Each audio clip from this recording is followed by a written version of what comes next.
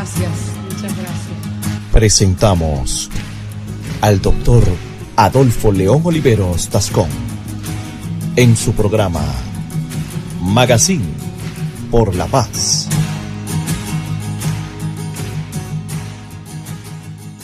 Buenas tardes a todos los oyentes de lapazestéreo.com. Estamos en el Magazine por la Paz.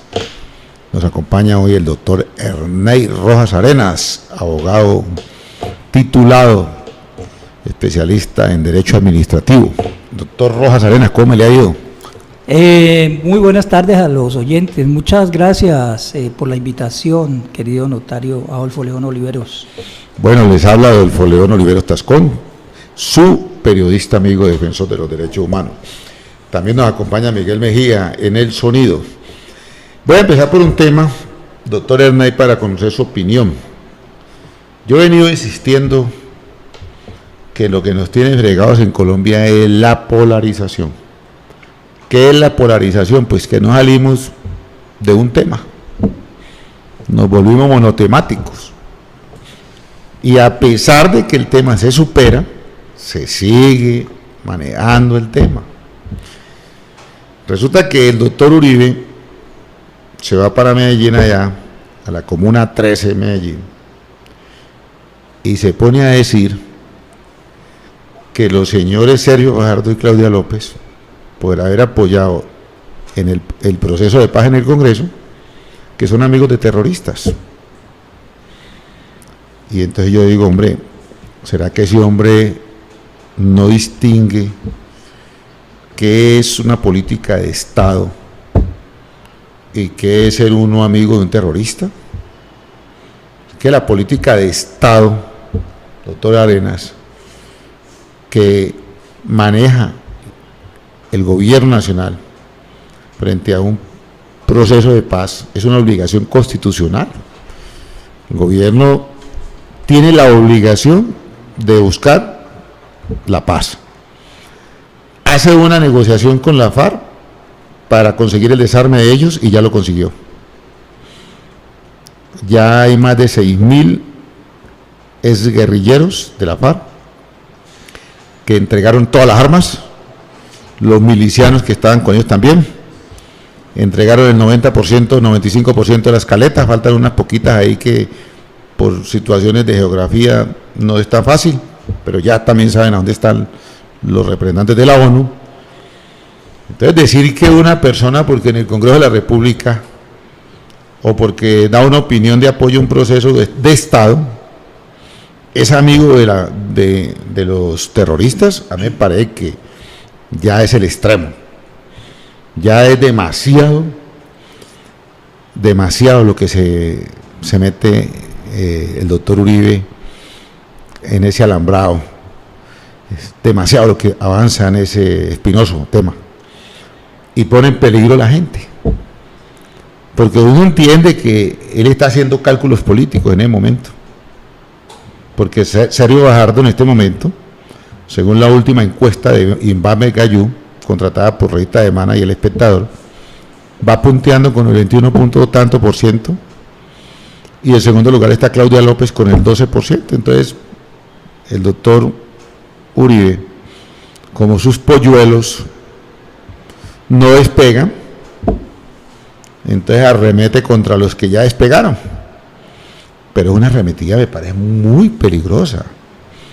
Es que uno no puede llamarle terrorista al otro, más a alguien que está dentro del Estado de Derecho, como es Claudia López y como es Sergio Fajardo y como son todos los candidatos que están allí haciéndole el juego limpio a la democracia, buscando los votos. Eso no es, para mí no es bueno ni es saludable para la democracia. ¿Usted cómo la ve ahí, doctor Ernei Rojas? No, muy buenas tardes. Yo estoy totalmente de acuerdo con usted, doctor Adolfo, en los planteamientos que usted ha hecho. En primer lugar, porque, a ver, el tema de el ejercicio de la política en Colombia ha cambiado mucho. Y no solo en Colombia, sino a nivel internacional, o sea, en el mundo entero. Acuérdese usted la campaña reciente entre el señor Donald Trump y Hillary Clinton. Ellos dos se trenzaron en una campaña muy sucia, donde inclusive el señor Donald Trump utilizó espías, utilizó armas sucias como intervenir los correos de la señora Hillary y a través de esa intervención denunciarla, que ella estaba utilizando un correo personal para, digamos, cuando fue secretaria de Estado, había utilizado un correo personal para asuntos de Estado. Y bueno, otro poco de falacias que se inventó contra la señora Clinton.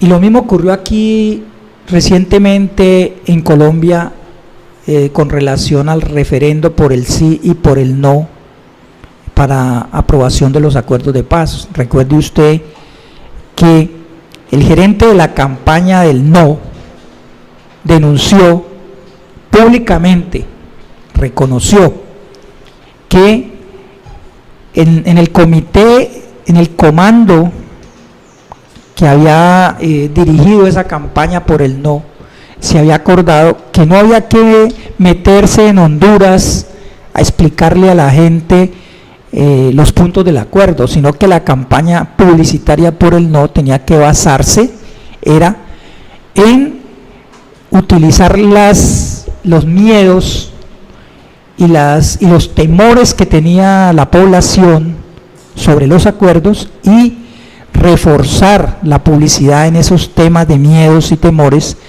y no en los puntos de los acuerdos. Entonces se polarizó tanto el debate entre el sí y el no, que finalmente terminó ganando el no, pero por una confusión que sembraron con esa polarización.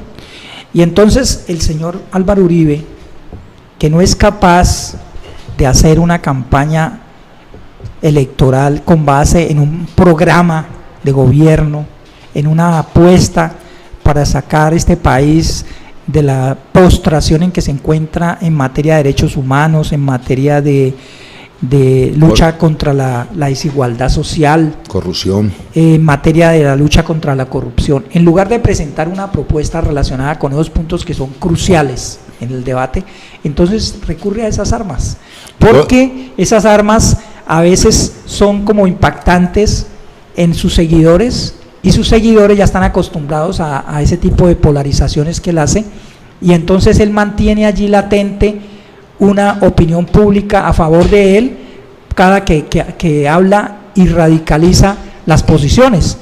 Recuerde usted que él ganó, la primera vez que ganó las elecciones la ganó fue diciendo que él iba a acabar con la FARC, que él iba a derrotar militarmente a las FARC, y no cumplió con esa promesa de campaña, no cumplió porque se pasaron los 8 años de gobierno que él estuvo en 2 periodos, y al final dejó igual dejó los frentes de la FARC.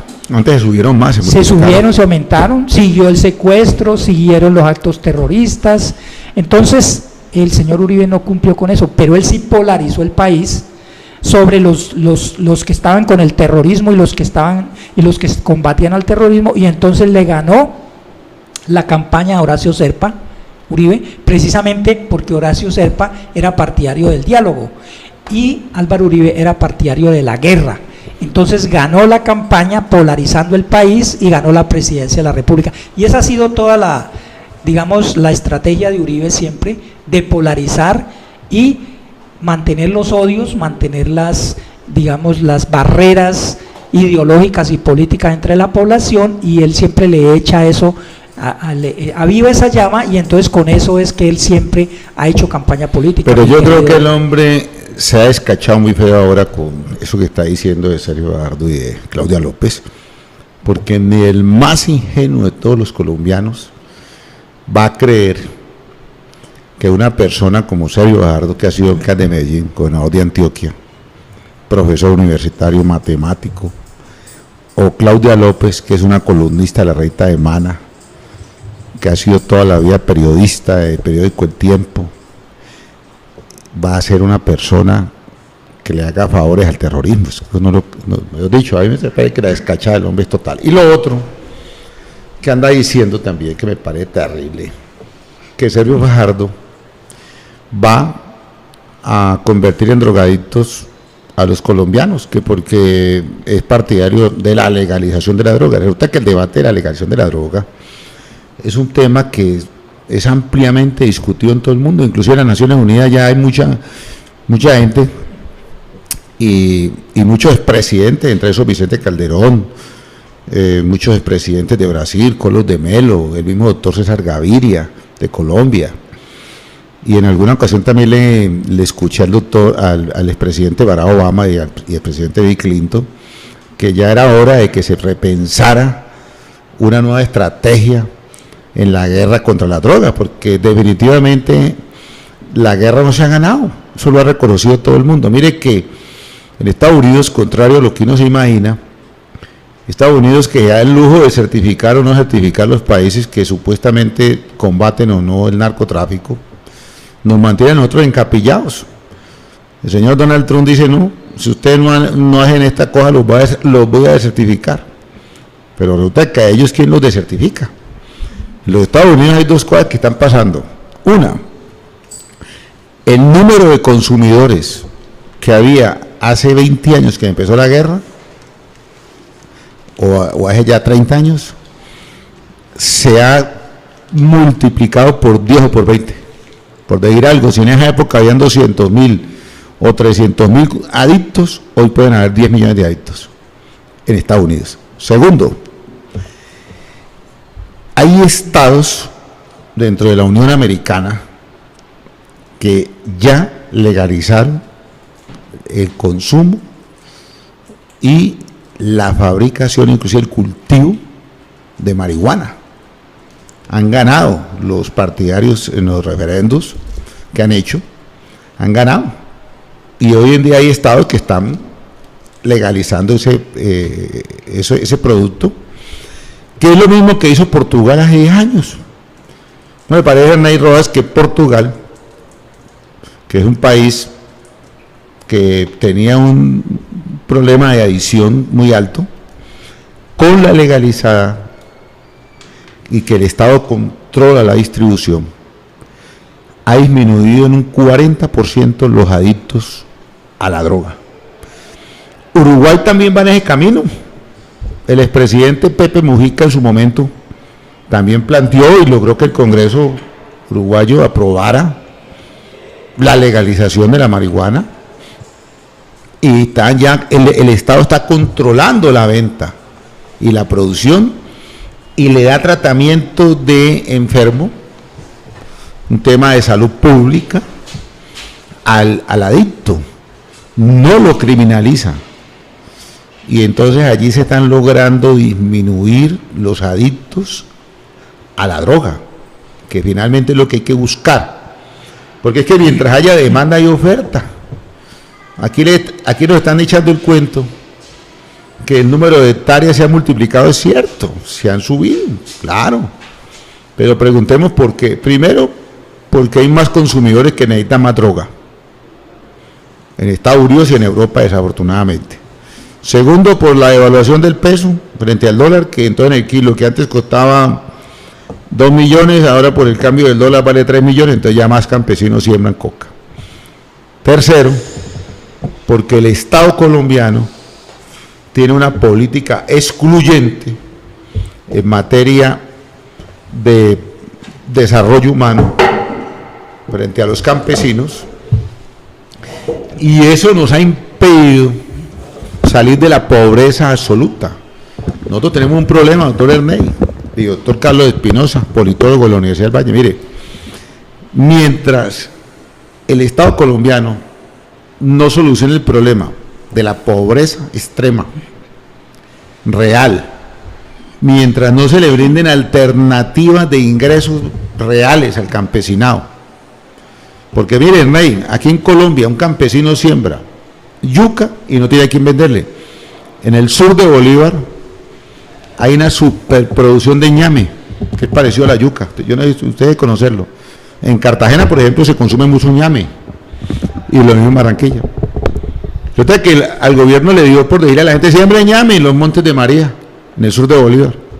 Sacaron una producción inmensa, y resulta que no hay a quien venderle ñame. Entonces, ¿qué vamos a ver con el campesino, hombre? La gente está sembrando cacao, no como me dijo un amigo a mí en Dagua, y que chocolate, que el cultivo del chocolate no, el cultivo del cacao. Y resulta que sale el berraco cacao y el precio en el suelo. El plátano, usted saca un racimo a vender, Ernei, y le ofrecen 5.000 pesitos. Y la producción de ese racimo vale 10, 15.000 pesos. Entonces, por eso, mientras el campesino, mire, Ernei Carlos Espinosa, no tenga una garantía del Estado de que con lo que siembra come y sostiene su familia dignamente, el campesino seguirá sembrando coca o seguirá haciendo minería ilegal o seguirá metida en el delito, porque es que la primera fuente del delito es la pobreza extrema, así le digan a uno que es paja, pero es que la disyuntiva que tiene un campesino para sostener a su familia es cultivo lícito, cultivo ilícito, actividad lícita, actividad ilícita. Si la actividad lícita no da para sostener la familia, Ernei y Carlos, hay que pegar por la actividad ilícita. ¿Cómo la ve usted, Ernei y Carlos Espinosa? Bueno, bienvenido a Carlos a la mesa. Gracias. Y al debate. Bueno, yo creo que es muy acertado el planteamiento que ha hecho, doctor Adolfo, usted, relacionado con el tema del fracaso de la política pública de represión a la distribución de narcóticos en estos países. Yo creo que es muy acertado porque está demostrado ya cuánto llevamos con esa política, décadas y décadas, y se han manejado toda serie de ensayos, la aspersión con glifosato para acabar con las siembras de coca, se ha manejado la erradicación manual, se ha manejado lo que usted dice, los incentivos a los campesinos, y eso no ha funcionado, y lo que le ha dejado eso al país es todo lo que conocemos: muertos y muertos, violencia, frustraciones. Y en los mismos Estados Unidos sabemos que uno de los problemas graves con la juventud allá es precisamente que la drogadicción ha ido socavando los cimientos de la juventud. Entonces, realmente, si una política fracasa, uno no entiende por qué no se revisa esa política, que es lo que hace toda sociedad. Si una política pública fracasa 30, 40 años, pues lo que hay que entrar a mirar es qué pasó con esa política y qué otra política puede reemplazar esa política pública. Entonces, allí es donde se habla de la legalización. Y la legalización, siempre cuando se habla del tema, hay que relacionar eso con la historia. Y siempre se mira qué pasó, por ejemplo, con el tema de los licores. Cuando a comienzos del siglo XX en Estados Unidos existían las mafias que controlaban la distribución de licores, y cómo con esas mafias había mucha violencia, y cómo, digamos, de todas maneras la gente consumía los licores y los compraba en el mercado negro. Y bueno, y resulta que se legalizó la venta de licores, y hoy todos somos consumidores de licores, pero a ninguno de nosotros nos hace daño. ¿Por qué? Porque sabemos cómo administrar la cultura de la sociedad que genera, digamos, un manejo adecuado del tema del consumo de licor, salvo contadas excepciones de gente que se alcoholiza, digamos, y cae pues en extremos, pero la mayor parte de la gente toma licor socialmente. Igual pasa con el cigarrillo. Si hay una cosa que más daño le cause a la salud, es el cigarrillo. Todos sabemos que los médicos le pronostican muerte prematura a todas las personas que consumen cigarrillo, el tabaco, y eso también fue igual, y se legalizó, y bueno, mucha gente no lo consume, incluso se han quebrado las empresas, Coltabaco en Colombia se quebró porque ya no hay suficiente consumo de tabaco en Colombia y no se vende mucho, y ya realmente no dejó de existir esa empresa por sustracción de materia. O sea, la misma sociedad se va encargando, limita, de ir restringiendo el consumo de lo que le hace daño.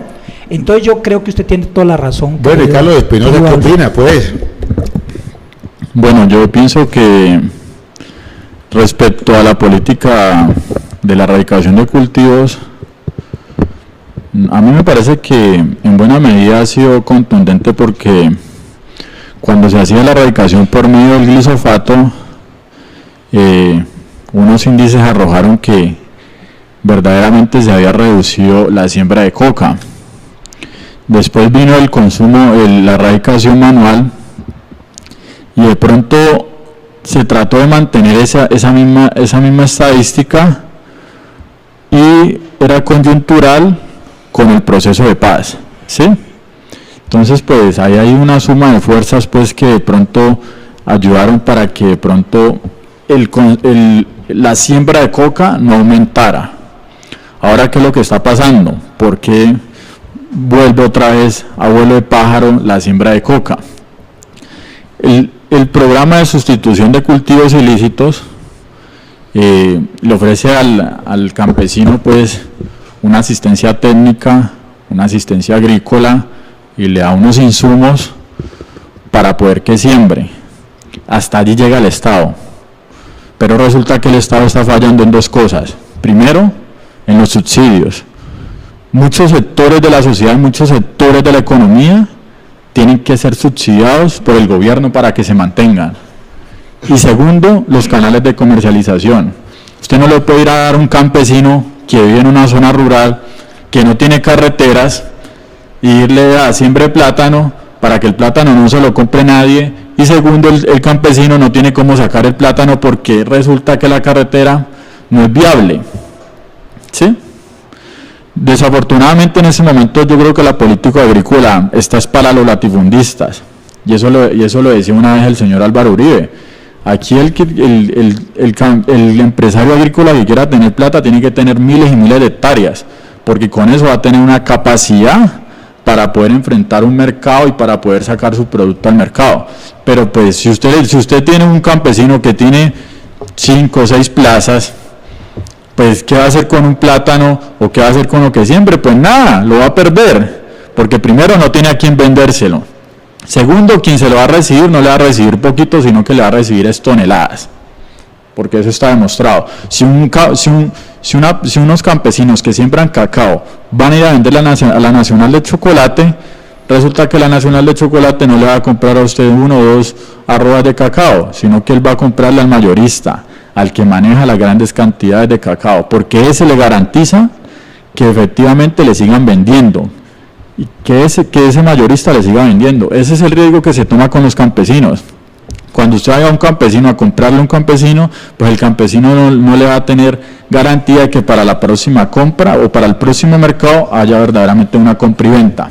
Y mire pues que Ernei y Carlos, que estamos hablando del tema, a propósito del que estamos metidos aquí, el tema del progreso, que yo le decía a usted que en una reunión yo le conté a un amigo común que el progreso no se mide ni por puentes ni por carreteras, porque fíjate que alguien decía, no, es que ese pueblo progresó porque le pavimentaban las vías. No, el pueblo que no tenga las vías pavimentadas está atrasado. Entonces lo que hizo fue desatrasarse, no progresó, se desatrasó. Hoy en día, a siglo XXI, no se justifica, por ejemplo, que un hospital como el Santa Ana de Bolívar Valle o el José Rufino Vivas de Dagua no tengan, por ejemplo, una máquina de rayos X. Entonces, si la consiguen, sencilla y llanamente están desatrasando, no están progresando, están desatrasando. Decirle a uno que porque el pueblo hizo una escuela, está progresando, tampoco es progreso, es desatrasarse con relación a lo que está obligado a hacer hace años. Yo, por ejemplo, estoy sosteniendo la tesis de que los metros, la Sociedad de Ingenieros del Valle ya está hablando, menos mal que yo ya hablé del metro aquí hace rato para que nadie vaya, que yo estoy copiándole a Miguel Charri. Están diciendo que ya es hora de pensar en el metro de Cali. Claro, si las ciudades de China de 300.000 habitantes ya tienen metro, ciudades de Canadá como Vancouver tienen metro hace años, ciudad de Panamá que no es ni el 50% de Cali, ciudad de Panamá tiene para 1 millón de habitantes, ya tiene metro. ¿Por qué Cali no puede tener un metro? Y es que tener el metro no es ni siquiera progreso, es desatrasarse. Mire, Caracas es una ciudad que mucho más pequeña que Bogotá hace rato, pequeña, y tiene metro hace 40 años. Santiago de Chile, ¿cuánto es que tiene el metro de Santiago? Póngale 60. Buenos Aires, Argentina, hace más de 100 años tiene metro. Y si le hablo de las ciudades de Europa, pues ¿para qué? Si son metros de hace 120 años. O Nueva York, por ejemplo, o Madrid, 100 años y tanto. Pero por solo hablarle de las ciudades de aquí de América Latina, uno dice, bueno, ¿por qué Bogotá no tiene metro? Y entonces que Peñalosa me venga a decir a mí que estamos progresando porque va a ser un metro elevado, que es violatorio de las normas ambientales, acústicas, y que compite con el mismo espacio público que el que usa el Transmilenio y el que usa los carriles de los carros. Eso no es ningún progreso.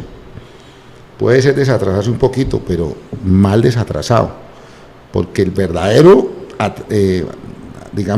desatraso sería hacerlo subterráneo. Y está demostrado, porque los chinos están trabajando en el tema.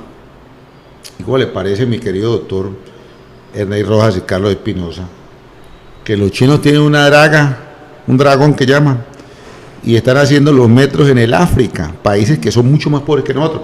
Pero hablando del tema del progreso, el progreso se mide de acuerdo con una cosa que maneja el PNUD, las Naciones Unidas, que se llama Índice de Desarrollo Humano. Y el Índice de Desarrollo Humano tiene 3 variables, van, cuidado, para que ustedes entiendan el discurso.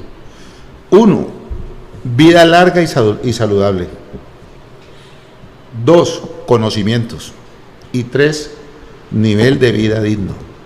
Con esos 3 factores, la ONU mide el progreso.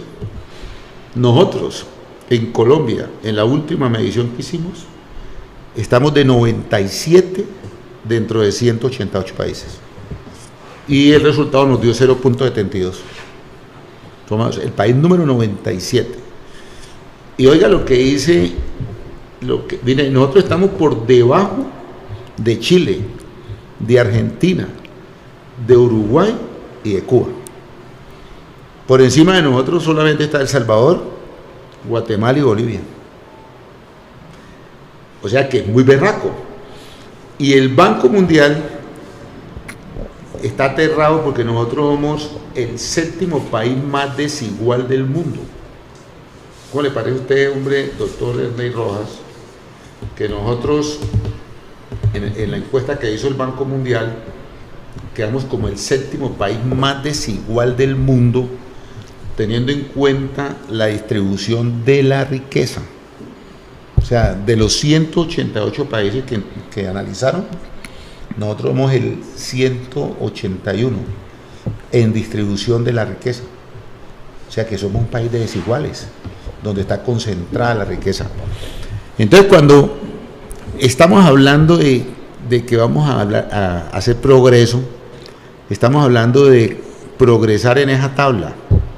Bajar, por ejemplo, del puesto 97, bajar siquiera al 40, pues, o al 30, póngale al 50. Pero si alguien político de par y le dice a uno, vea, es que aquí hemos bajado, hemos progresado, y entonces yo le digo, ¿por qué? Me dice, no, porque es que hicimos unos puentes, no, eso es pura paja. Mire que un autor profesor de la Universidad Nacional de Bogotá, ha llevado una francesa a Medellín. Yo le conté a usted, a una señora Martinet, profesora de la Sorbona en París. Ella viene a Bogotá muy seguido, enseña también en Bogotá. Entonces la llevó a Medellín y le mostró por el río Medellín unos puentes que hicieron nuevos, a atravesar el río. Y entonces algún paisa de esos puso unos letreros allá, unas vallas, diciendo, si esto no es progreso, entonces ¿qué es progreso? Entonces la vieja es que reía, decía, y el man le preguntó, bueno, ¿y vos por qué te reís de eso? Dice, no, eso no es progreso. Progreso es, miremos la pobreza de la gente. Como decirle a uno que en Cartagena hay progreso, porque hicimos lo que ellos llaman el deprimido de Crespo. Cuando uno entra por la perimetral y al lado y lado no ve sino una pobreza total. Gente conviviendo con alcantarillados, con casas en madera y los niños con una barriguísima llena de parásitos. Entonces que a uno le digan que hay progreso porque hicieron un túnel en Crespo, en Cartagena, o que porque hicieron el túnel aquí en la avenida Colombia hay progreso en Cali. Eso no es progreso, son obras públicas que hacen los políticos para ganar el 30% de porcentaje. Pero el grueso de la población gana nada, siguen la misma, comiendo un solo golpecito en el día, sobreviviendo con $1 diario según las estadísticas de la ONU. Y otra cosa que le quiero decir, y que el doctor Angelino denunció, que nosotros para poder clasificar supuestamente bajando pobreza tuvimos que decir que un man que gane 180.000 pesos mensuales ya no es pobre. Eso lo inventó el gobierno. Pero como uno vive aquí, si uno viviera, digamos, en el África, uno diría, bueno, sí, puede ser, bueno, no sé cuánto es el cambio, no, nada. Pero como uno vive aquí y le meten el dedo en la boca a uno, vea, usted gana 180, usted ya no es pobre, porque con 180 usted no paga una pieza ni en Bolívar Valle. Y si paga la piecita, entonces ¿con qué come? ¿Y con qué va a comprar la ropita? Los zapatos, las medias, el cepillo de dientes, la crema dental. O si se quiere dar un vueltón, ¿con qué subió un bus? Hombre, es que la gente aquí lo crea uno, pero es bajado del caído del zarzo. Decirle a uno que un tipo que gane 180 pesos mensuales ya no es pobre, no, es una infamia, hombre. Es una infamia, pero de aquí a Pekín. ¿Usted qué opina, don Espinosa? Y luego el doctor Hernán Rojas. Bueno, yo creo que deben existir unas condiciones para el progreso y esas condiciones pues son efectivamente carreteras, hospitales, unos buenos centros educativos, unos buenos centros recreativos. O sea, que el Estado le brinde a la persona toda una garantía de entidades y de edificios y de construcciones que... Pero fíjate que la ONU no dice eso.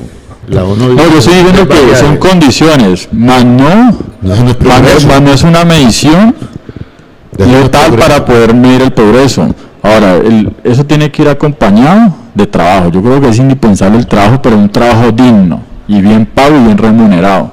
No esos trabajos que se está inventando el Estado de pagar 180.000 o 280.000 y que ya con eso entonces ya no es pobre. Me parece que eso siempre ha existido, que el DANE saca unas mediciones pues estas extrañas que nadie se las cree pues, y eso es lo mismo de todos los años, doctor Olivero, eso que cada año baja el nivel de desempleo, baja el nivel de analfabetización, todas esas cosas son mentiras. Mire que aquí hay un informe muy importante, Ernei. Dice que en nuestro país los niños estudian en promedio, es midiendo a todo el mundo, ¿no? Al que no tiene nada y al que tiene mucho.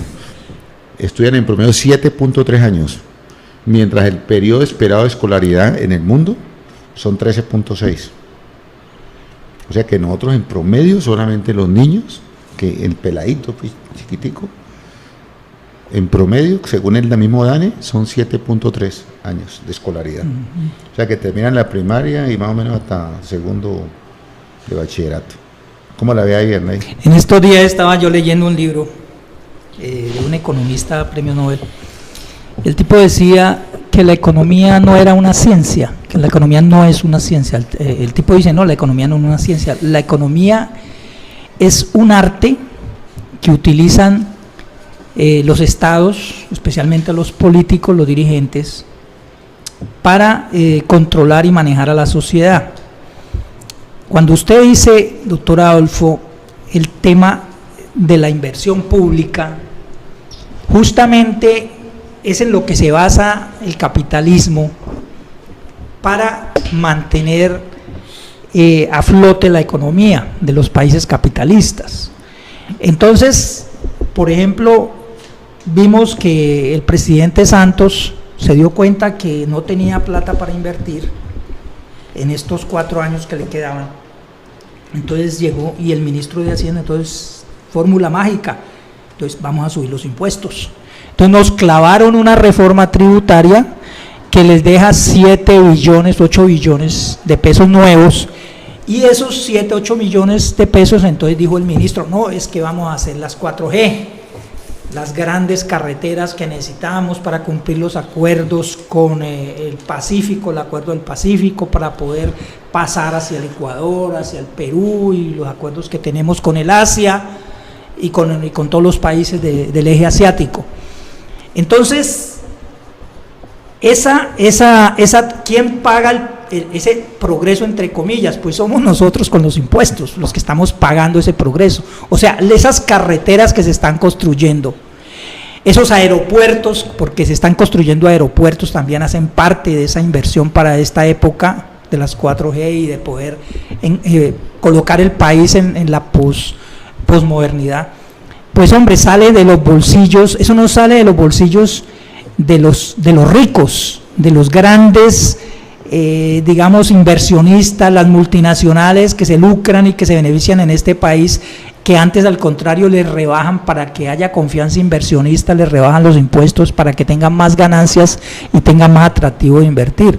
No, eso lo pagamos nosotros, las carreteras, el progreso entre comillas lo pagamos nosotros, y con eso se sostiene la economía. Pero fíjate que el error es creer que eso es progreso. Porque no, entre comillas, lo estoy poniendo. Ya te pongo un ejemplo. Lo que pasa es que el concepto es el que nos tiene jodidos.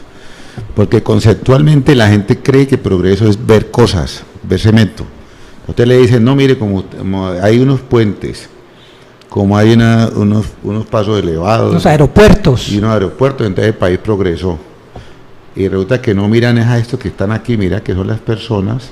Por eso yo estoy diciendo que es que nosotros pagamos esas obras. Aquí está el progreso. Aquí sí, nosotros pagamos esas obras, ¿verdad? Sí. Y entonces si tú miras esos índices que tú dabas de desarrollo humano. Exacto, ¿sí? Que lo maneja la ONU, ¿no? Que lo maneja Naciones Unidas y estudios muy serios internacionales. El mismo Banco Mundial. El mismo Banco Mundial tiene esos estudios.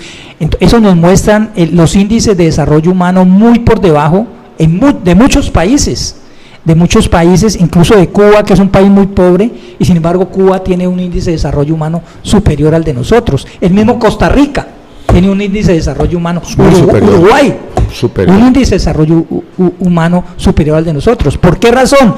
Porque allá se privilegia más el tema de la educación, el tema que tú hablabas de la salud, el tema del nivel de vida de la población, que son los 3 ejes de ese índice de desarrollo humano. ¿Qué es lo que pasa con la salud aquí, querido Adolfo?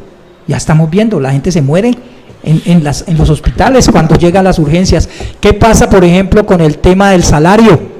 Aquí hay la teoría de que el salario no puede subir más allá del índice de precios al consumidor. No puede subir más allá, esa es la teoría que hay, que porque hay inflación. Entonces fíjate que todo está montado. Ahora, ¿qué pasa con la educación? Con la educación pasa lo mismo. Las universidades son costosísimas y los sectores de estrato 1, 2 y 3 no pueden ingresar a las universidades. ¿Quiénes son los que ingresan a las universidades? Los hijos de quienes ganan más de 5 o 6 millones de pesos, porque la gente que se gana 1 o 2 salarios mínimos tiene que someterse a un sorteo que hay en las universidades públicas, y si no gana el sorteo queda por fuera, claro. Y se tiene que dedicar de vendedor, por ahí en la calle, lo que le caiga, formal. Entonces, la informalidad. Entonces ese índice de desarrollo humano que está basado en lo que tú decías, salud, educación y salarios, nivel de vida, ingresos de la gente, ese índice de desarrollo humano está por el suelo en este país. ¿Y sabes también que lo que más mide en las Naciones Unidas? Vivienda digna. Es que uno se queda aterrado en ahí. Te cuento que yo estaba haciendo unos recorridos por Cartagena, por Barranquilla, y uno dice, hombre, ¿cómo hace la gente para vivir en esos ranchitos? Y vos te vas aquí a Buenaventura, en la que llaman Bajamar, y la misma película. Aquí en Cali, para desgracia de nosotros, también está pasando lo mismo en muchos sectores del oriente y de la Loma, Patio Bonito también, y Terrón Colorado. Entonces yo diría lo siguiente, mira, parte del discurso que yo creo que hay que manejar es el siguiente: si uno se sale de que el progreso está aquí y lo pasamos para acá, entonces fíjate que nomás el solo tema de la movilidad cambia. Por ejemplo, yo le decía a la gente estos días, mire, según los cálculos que han hecho, si usted quiere que los estudiantes de bachillerato y de la universidad pública, inclusive yo meto hasta la privada también ahí, de todo el país, tengan pasajes gratis en los sistemas de transporte masivo cuando vayan a sus colegios o universidades, según los estudios que hicieron, más o menos vale 2 billones de pesos. 2 billones. O sea que el Estado saca 2 billones. Resulta que según el Contralor Edgardo Maya, en Colombia se roban 50 billones al año. Entonces yo le dije a un tipo, hermano, que no se roben 50, que se roben 48 y dejen 2 para los muchachos.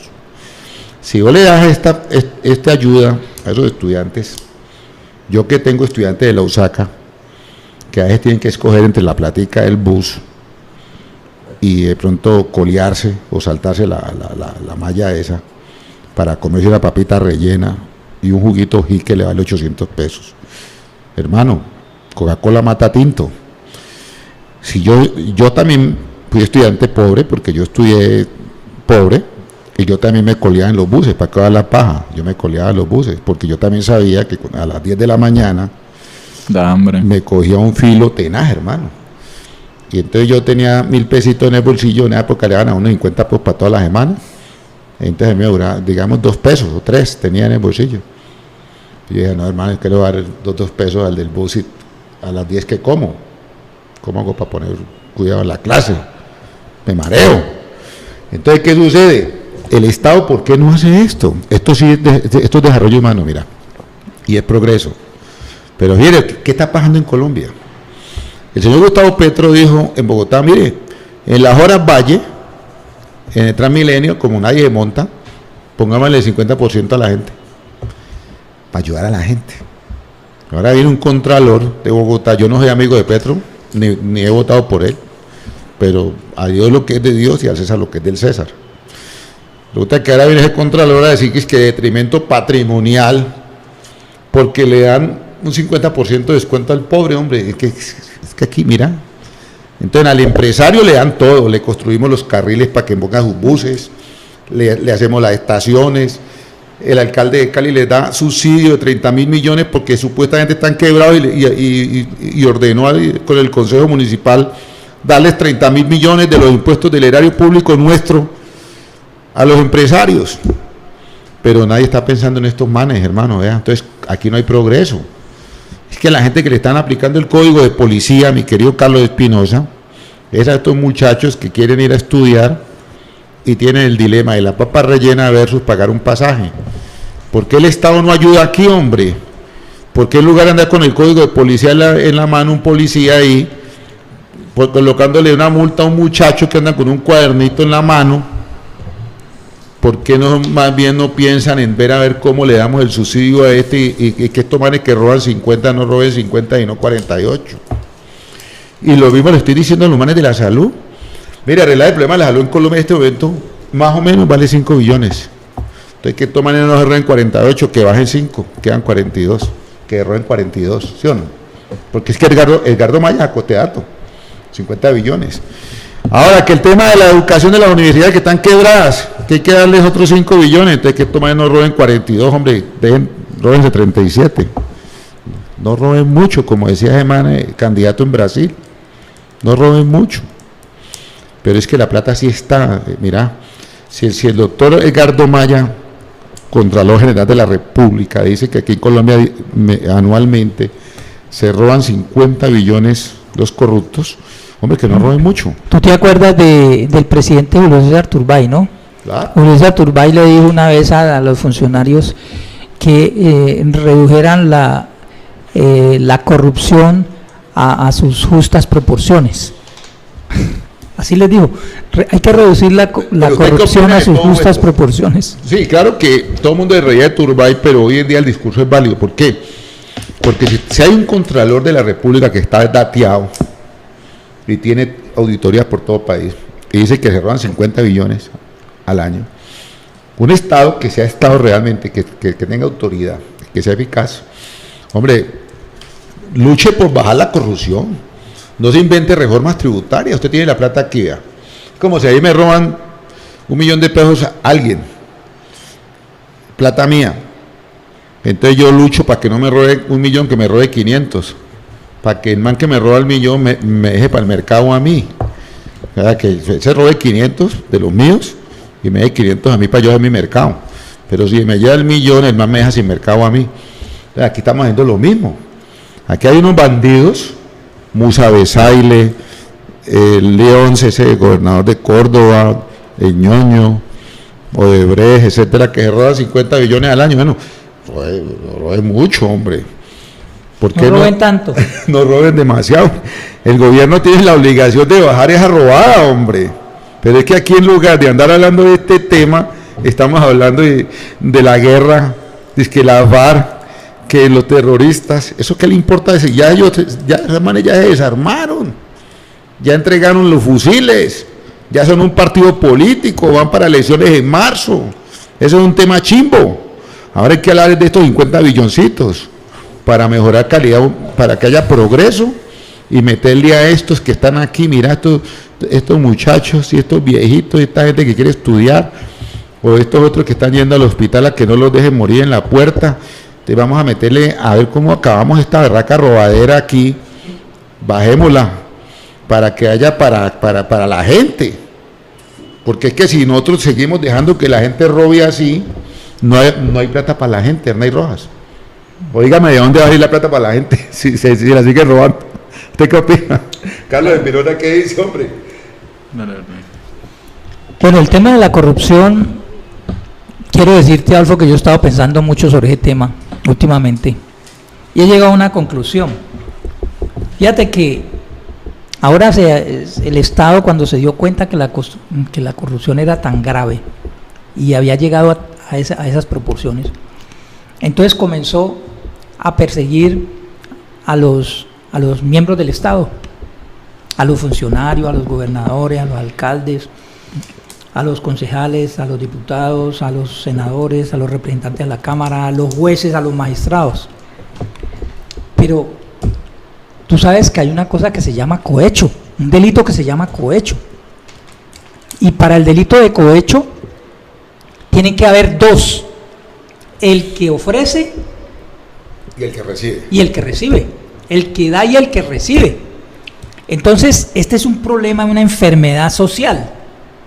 Yo creo que aquí hay que comenzar a hablar también de la corrupción de las empresas. No, sí, pero fíjate que el tema de la corrupción. Si ya sabemos dónde están robando la plata, hay que ir a poner, aunque sea un filtro ahí, un anjeo, como hacíamos nosotros correcto, en la sequía en Bolívar Valle. Nosotros ya sabíamos por dónde nos volaban los peces, entonces ya nos poníamos un anjeo allá abajo. Y entonces aquí hay que poner un anjeo yo digo que pueda que nos roben algo, pero que nos dejen para desarrollo, para progreso. Yo quiero que no me dejen para puentes, déjenme para progreso, para la gente, déjenme para educación, déjenme para que el estudiante vaya gratis en el transporte masivo, dejen para salud. Pero ¿cómo van a robar 50 billones y todo el mundo llevando el bulto? Eso no puede ser así. ¿Usted qué dice, hombre, Carlos? Fíjate, yo estaba pensando respecto, bueno, a la cantidad de billones que se roban, pues parece que eso no es de ahora, sino que ha sido desde siempre. En algunos países de Europa, una manera de atacar la corrupción fue que reglamentaron que el político que hiciera una obra tenía derecho a un 5% de esa obra. Y es una manera de atacar la corrupción. No, pero es una manera que me parece terrible. porque es que el político, no, el que hace la obra es el Estado, no el político. Yo no he visto un Pero político. y le quedo viendo la fuente y se la voy a traer porque yo sé qué país, yo lo leí. Pero es una manera de atacar. Es cierto. Sí. Es una manera de atacar la corrupción. El estímulo ¿sí? Porque es que aquí se ha perdido la moral, se ha perdido la ética, y si sabemos que la persona, que cualquier funcionario público que vaya a ocupar cualquier cargo, si tiene el poder en ese momento de poder quedarse con algunos millones de pesos por un programa o un programa público, lo va a hacer. La probabilidad de que lo haga es el 99%. Entonces, pues, aquí la moralidad y la ética se perdió, y eso tenemos que acostumbrarnos ya. O sea, ya es hora de que, bueno, sabemos de que cualquier persona, por muy transparente que haya tenido su vida, si llega a un cargo y en ese momento es tentado por una plata, la probabilidad de que caiga la persona es muy fuerte y es muy grande. Entonces, pues aquí lo que hay que hacer es entrar, no atacar ni juzgarlo por la moralidad o la ética. Aquí lo que hay que hacer es entrar a atacar la corrupción, y la corrupción se ataca pues tratando de reducirla a sus mínimas proporciones, como esa ley que pasa en esos países, o lo segundo, darle una pena de muerte a todos esos corruptos. No, te cuento, pero yo no estoy de acuerdo con ese 5% ni con nada. ¿Sabes por qué? Porque es que la corrupción no tiene límites, como decía mi papá. El man que viola un candado es capaz de violar una caja fuerte. O sea, el man que se roba un peso, se roba lo que sea. Nosotros tenemos que romper con ese maldito problema de que la gente quiera enriquecer de un día para otro. Porque es que a la gente hay que inculcarle, como nos inculcaban a nosotros de muchachos, que todo se consigue es con trabajo. Tampoco es que uno pues va a llegar al Estado a llenarse de billetes. Eso no puede ser, hermano. Eso se llama el cuarto de hora. En la China, por ejemplo, un man que le roba al Estado, le pegan su tiro y le mandan cuenta de cobro a la familia. No, y en Alemania la gente tiene una cultura de lo público muy grande. Allá nadie te va a robar un peso, ni los franceses. Yo pensaría que de pronto más del 5% pueden ser los de Angola, porque te voy a contar una cosa, que nosotros aquí, según el Banco Mundial, hermano, nosotros somos los únicos países en materia de desigualdad que están más jodidos que nosotros. ¿Sabes cuáles son? Haití y Angola. ¿Cómo le parece? Yo me imaginaba que Haití está, pero llevado, porque, mire, le caen huracanes, le caen tormentas. Esos manes allá se roban un mojado. Un terremoto allá. Y uno ve a Angola que todo el mundo mantiene con un machete matando a otro. Y yo dije, no, pues cómo nos van a comparar con los manes. Pero mire, el Banco Mundial dice que esos dos países son los únicos que están un poquito más bajitos que nosotros en materia de desigualdad. Entonces yo me imagino que allá en Haití a los mejores humanos sí ya legalizaron el 5 del 10%. Es que aquí también vino un tipo, un tal Roberto Ortiz, que le dieron una palomita en el Senado y ya dijo, man que no vote no tiene derecho ni a puesto ni a contrato con el Estado, y si tiene contrato se lo quitamos. O sea que está legalizando la compraventa de votos. O sea, de una la tiró ahí. Y fue el único proyecto que presentó. Se posicionó hace 15 días, reemplazando a Sofía, una señora de Medellín que está en estado de embarazo.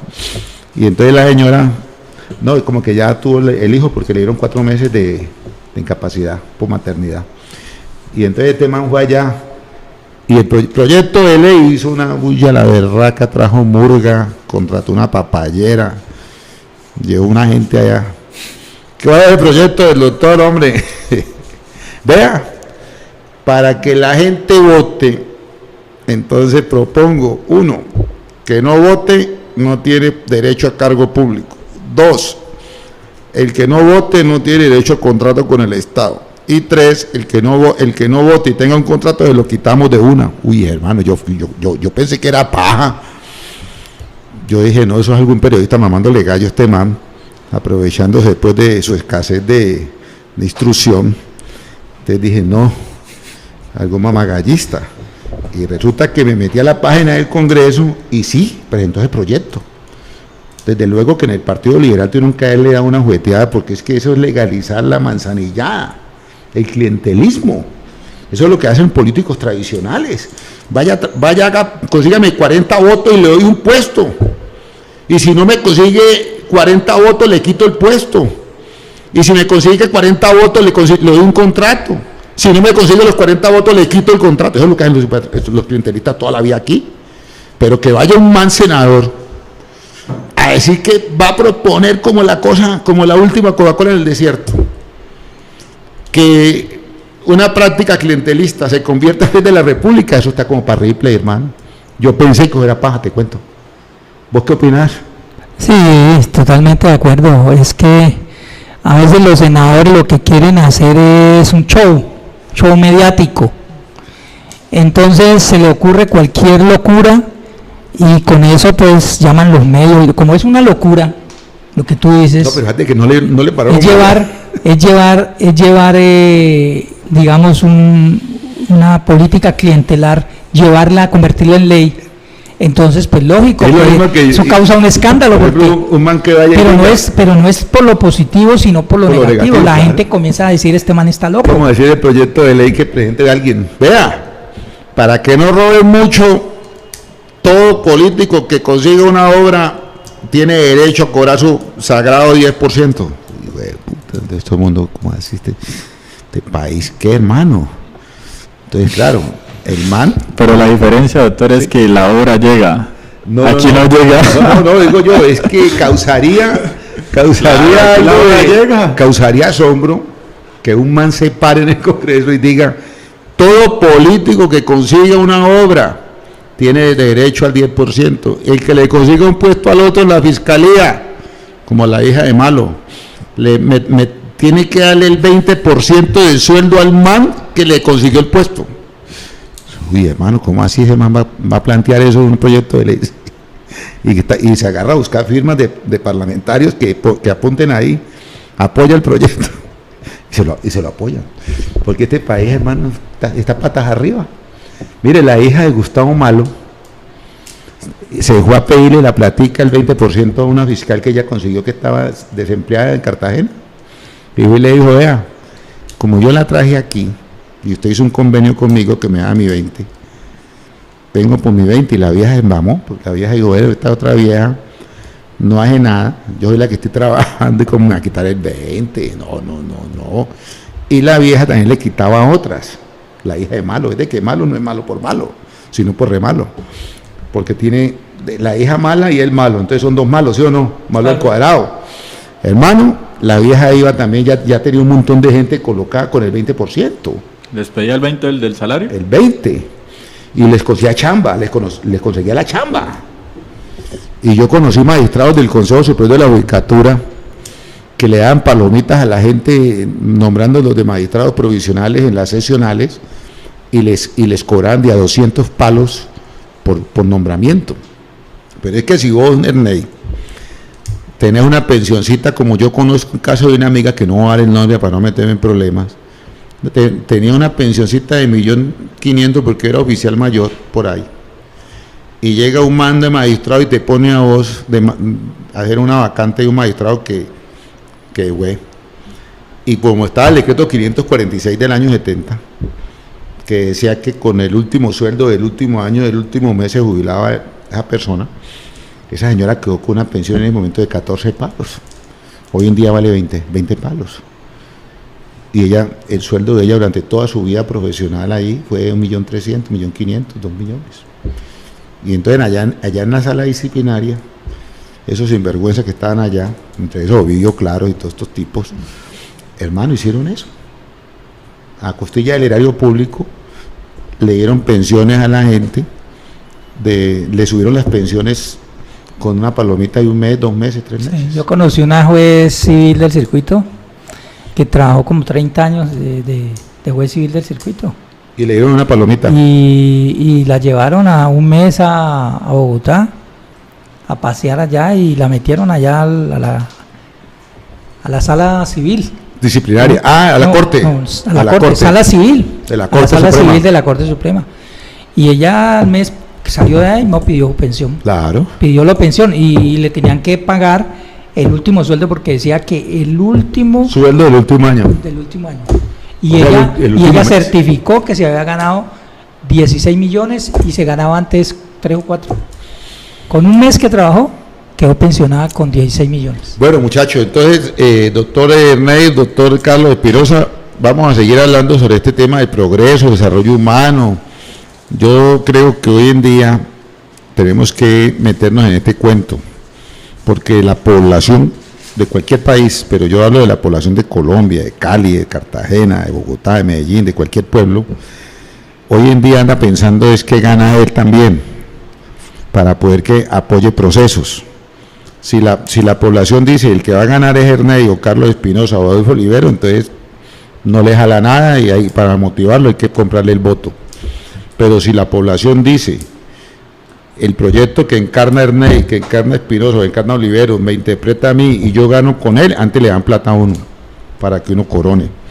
Entonces nosotros tenemos que hablarle a la gente en estos temas de progreso.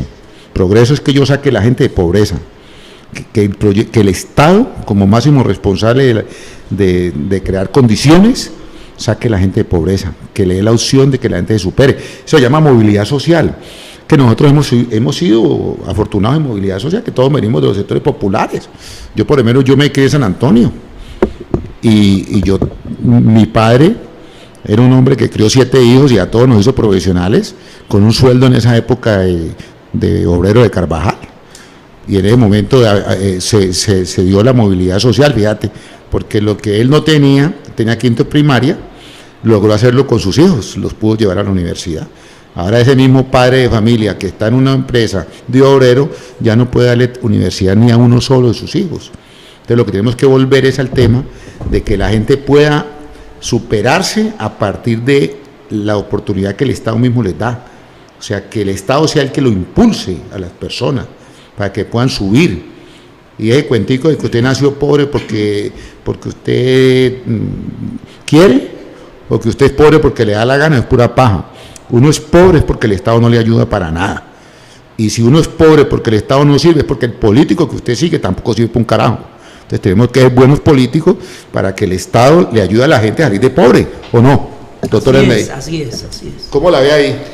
No, pues mira que ayer tuve una experiencia muy extraña, ¿no? Yo en mi carro y de repente se me acerca un señor de una edad muy similar a la mía y me ofrece unos lapiceros. Y entonces me toca en la ventana y me dice, estos lapiceritos son mi rebusque, si usted me compra 4 lapiceritos de estos, yo se los vendo en 2.000 pesos, es para mi comida. Entonces yo le dije, no, yo tengo mucho lapicero. Entonces llega y me dice el tipo, yo lo conozco a usted. Usted vivió en tal dirección, nosotros jugamos fútbol. Usted vivió en la calle 24 con carrera 10, enseguida. Barrio Obrero, y yo vivía enseguida de su casa. Entonces mira, me dejó tan impresionado, yo mismo le compré los lapiceros y me fui muy impresionado. Ese señor, vecino mío, ¿sí?, anda en la calle vendiendo unos lapiceritos para poder comer, ¿cierto? En cambio, yo que estudié, que tuve la oportunidad de estudiar porque me esforcé, ¿sí?, pude llegar a tener una profesión, especializarme y todo. Movilidad social. Una movilidad social a la que te estás refiriendo. Claro. Entonces, fíjate la desigualdad. Cómo no todas las personas tienen la misma posibilidad de la movilidad social. Correcto. Entonces, es muy acertado lo que estás analizando. Es un problema de ver cómo 2 personas que viven enseguida el uno del otro, uno fracasa en la vida porque no tiene los suficientes elementos sociales, familiares, que lo hacen que tenga movilidad y que se impulse hacia adelante, y que lo que tú llamas el progreso se le dé en esa persona, y ese pobre hombre anda en las calles vendiendo unos lapiceritos por la noche para poder llevar algo de comer a la casa. Entonces, esa es la realidad que estamos viendo. En el próximo programa seguimos hablando de eso. ¿Usted qué opina del tema, Carlos Espinosa? Yo quería referirme a algo de la iniciativa legislativa del señor Ortiz, y es que todos los congresistas se deben a sus iniciativas legislativas. Las iniciativas legislativas representan y hacen ver cómo es un congresista. Si ese señor presenta este tipo de iniciativas legislativas, es lo que en la práctica lo hace: la compra, la venta de votos, el clientelismo, el dar dádivas y beneficios a cambio de votos. Por eso Muchos congresistas están alineados en diferentes temas porque es el tema que conoce y es el tema que practica. Si el señor presenta ese tipo de temas es porque es el tema que practica. Ahora bien, yo quería resaltar algo, y es que yo sigo insistiendo en que para que haya progreso, el Estado tiene que dar unas garantías y unas condiciones: salud, educación, rebaja de impuestos para las empresas, pero es necesario que estas condiciones vayan acertadas de una cultura por avanzar. Hay mucha gente que a veces tiene oportunidades también para avanzar, de pronto su vecino no las tuvo, pero yo he conocido gente que tiene oportunidades para progresar y no las quiere, y en ese momento está pasando esto en Colombia, que el progreso también se da a la pereza. Bueno, listo. Seguiremos hablando el próximo martes. Que Dios los bendiga y que Dios me bendiga. Muchas gracias. Gracias. Gracias, muchas gracias. Hasta aquí su programa, Magazine por la Paz, con la conducción del doctor Adolfo León Oliveros Tascón.